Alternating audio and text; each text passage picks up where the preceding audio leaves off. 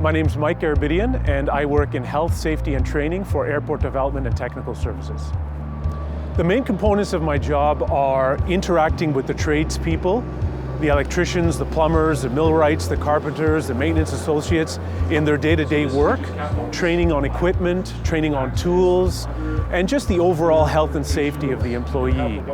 I do what I do because I value the worker. I believe that workers, our frontline employees, are our most valuable assets.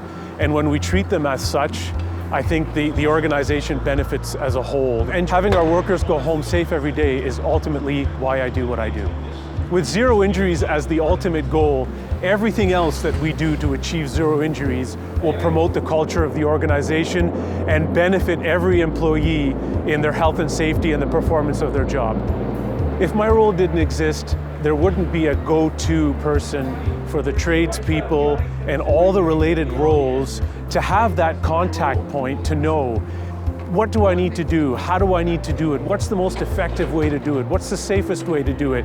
My touch point with passengers is when we're setting up to do work, whether it's repair or maintenance or anything of that nature, that we do it in a way that keeps passengers top of mind.